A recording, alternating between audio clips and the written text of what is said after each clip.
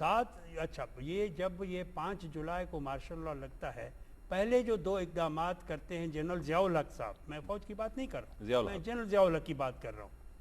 General Zia الحق صاحب کے 2 اقدامات تھے. پہلا یہ تھا کہ بلوچستان سے فوج ہٹانے کی شرط مان لی، اور دوسرا حیدرآباد ٹرائیبونل جو تھی جس سے روکے جا رہا تھا ہمیں، وہ وہاں سے وہ کیس وتھڈرا کر لیا. پروفیسر صاحب آپ کو یاد ہوگا کہ ان دنوں پاکستان میں ڈالر کی قیمت جو سی ہے بڑی نیچے آ گئی تھی. اس کی کیا وجہ تھی؟ اتنی پیسہ آیا باہر سے اس کیمپین کو؟ انڈرسٹوڈ ہے بالکل.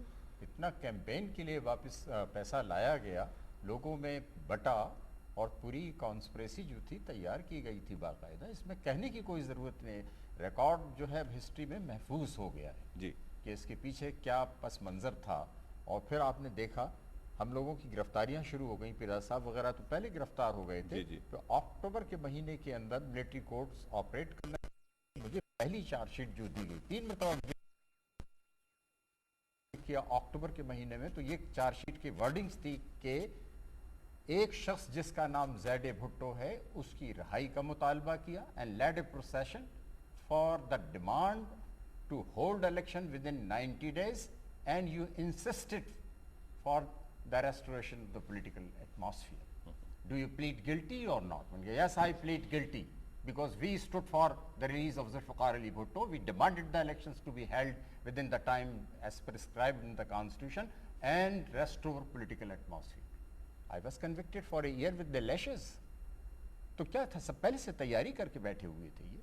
They were determined and decided to overthrow the government of Zulfikar Ali Bhutto and to create the atmosphere where they can be comfortable. ایک سچویشن کریٹ کی. پروفیسر صاحب آپ نائب امیر جماعت تھے اور مولانا مودودی مرحوم کو ذوالفقار علی بھٹو شاید مئی کے مہینے میں ملاقات کرنے اچھرا گئے تھے، اور اس ملاقات میں بھٹو صاحب کو مولانا مودودی صاحب نے یہ کہا تھا کہ آپ ریزائن کر جائیں اور چلے جائیں کیونکہ آپ کی زندگی کو خطرہ ہے.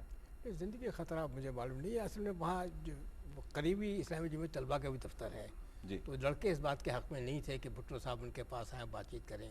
ان کے پاس گئے، ان سے بات چیت کی، تو بھٹو صاحب کو انہوں نے یہی کہا کہ اس وقت حالات ملک کے بہت خراب ہیں، آپ کو چاہیے کوئی صحیح ایپلیکیشن کریں. مجھے پوری تفصیل نہیں معلوم ہے کیا ان سے بات چیت ہوئی ہے، لیکن جو میں بات بتانا چاہتا ہوں، بات جو آپ سے کہنا چاہتا ہوں وہ یہ ہے کہ اگر وہ باہر کی کانسپیریسی تھی اور ڈالر بھی آ رہے تھے، تو ابھی ہم دونوں نے یہ بات کی، ہم دونوں ٹیم میں تھے، دونوں سائڈ سے. جب ہمارا معاہدہ طے ہو گیا تھا اس میں تاخیر کیوں کی گئی؟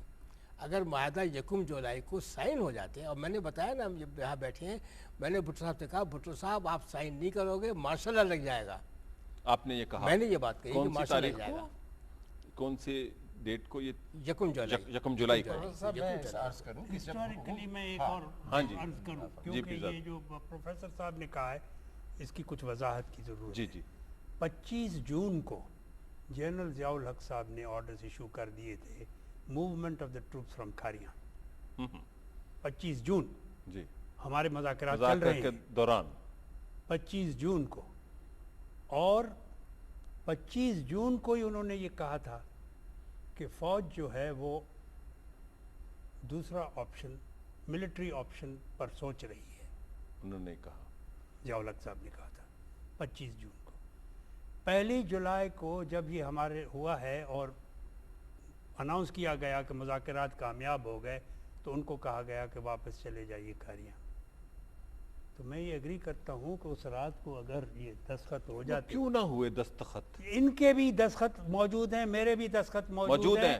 مجھ سے جنرل ضیاء الحق صاحب نے وہ خود کاپی لے کے کہا کہ ہمارے پاس نہیں ہے، مجھے دے دیجئے کاپی، اس کی فوٹو کروا کے، اور مجھے اصل واپس دے دی. اور وہ تھے وہ معاہدہ جو ہم بیٹھے ہوئے تھے سامنے، ترامیم ہو رہی تھی، یہ اپنے ہاتھ میں لکھ رہے تھے. میں بھی اپنے ایسا کون سا راستہ تھا جس سے اس ملٹری آپریشن سے مارشل لا سے بچا جا سکتا تھا؟ فاروق صاحب میں آپ کو یہ عرض کرنا چاہتا ہوں کہ پی این اے کی جو ہماری میٹنگ ہوئی، اور جس میں آپ نے دیکھا کچھ لوگ تھے جو مارشل لا کے حق میں تھے، لیکن کثرت رائے بات نہیں مانی. مفتی محمود صاحب کو اختیار دیا گیا کہ اگر اس معاہدے پر بھٹو صاحب تیار ہو جائیں تو مفتی صاحب آن بیہاف آف پی این اے دستخط کر سکتے ہیں. یعنی ان کو اختیار تھا، فل اختیار تھا، فل پی این اے نے اختیار دیا تھا. انہوں نے کہا on behalf of P N A sign کر سکتے ہیں. اگر معاہدے پہ بھٹو صاحب دستخط کر دیتے اس دن اور مفتی صاحب بھی سائن کرتے تو وہ معاہدہ ہوتا between Pakistan Peoples Party and P N A. تو ایسا کون سا راستہ تھا؟ میں بتا رہا تھا. मीटिंग के शुरू होने से पहले कौन सी डेट की मीटिंग? ये जो पहले की हम बात करें, जो पूरी रात को चली है, पहली 13.5 घंटे जो मीटिंग शुरू में मॉर्निंग में आए थे फौजी और शाम को हमारी मीटिंग हुई है। अच्छा जनाब, ये 1 जुलाई से जो चली है मीटिंग और 2 जुलाई की सुबह तक, उस मीटिंग से पहले मौलाना साहब, मौलाना कौसर नियाज़ी साहब को पीर साहब पगारों ने बुलाया था और इंडिकेशन दिए थे कि जनाब ये जो भी आप करेंगे ये सैबोटाज होगा। अच्छा, इन एनी केस कुछ पार्टियां हैं वो जो नहीं करने देंगी मौलाना मुफ्ती महमूद साहब को, उन्होंने शायद ये भुट्टो साहब को बताया था, क्योंकि इसका जिक्र भुट्टो साहब ने बाद में मेरे साथ भी किया था।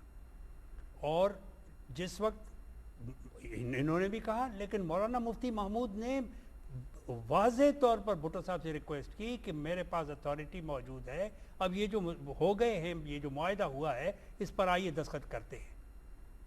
तो भुट्टो साहब शायद उस इन्फ्लुएंस में थे जो उनको मैसेज आया था कि मुफ्ती साहब की बात को नहीं मानेंगे और ये बात रीओपन होगी और गड़बड़ होगी। उस पर भुट्टो साहब ने उनको कहा कि देखिए आपकी 9 जमातें हैं, कुछ डिफरेंसेस हैं, आप उनसे ज़रा राय लेके फिर बताइए, हम साइन कर देंगे। लेकिन ये है मार्च ऑफ फॉली।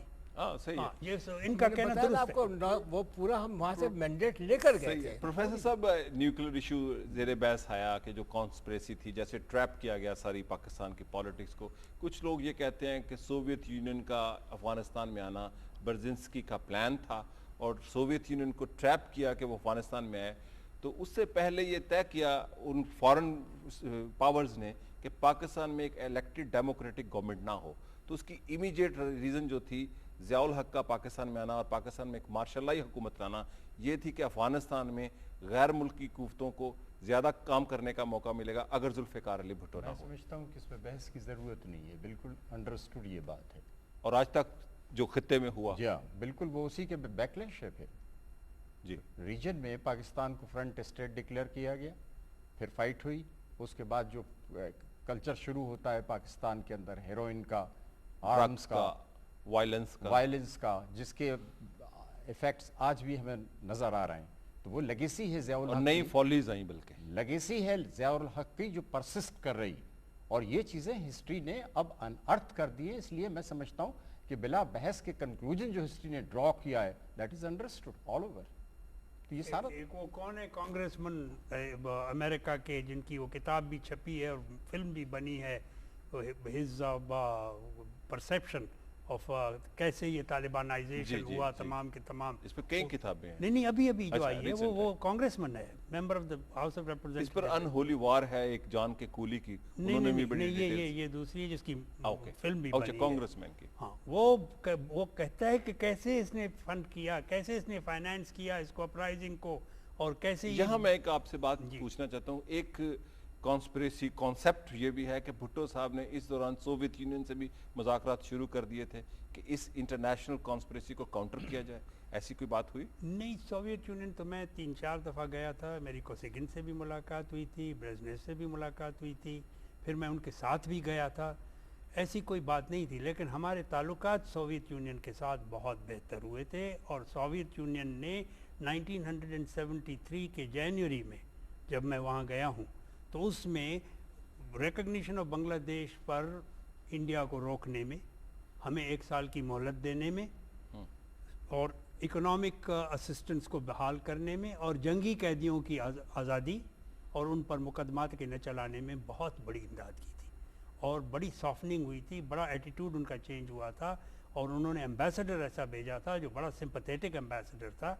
तो इस वजह से मैं समझता हूँ कि ये बात शायद बुरी लगी हो कि सोवियत यूनियन के साथ ताल्लुकात बेहतर हो रहे हैं, और उधर से चाइनीज़ के साथ तो हमारे ताल्लुकात बेहतर से बेहतर होते गए। प्रोफेसर साहब, हाँ जी, मैं अर्ज़ ये करना चाहता था कि भुट्टो साहब डिटेंशन से रिलीज़ होने के बाद जब 70 क्लिफ्टन पर आए तो हमारी उनसे मुलाकात हुई, बातचीत हुई, तो उन्होंने कहा कि they will not spare me.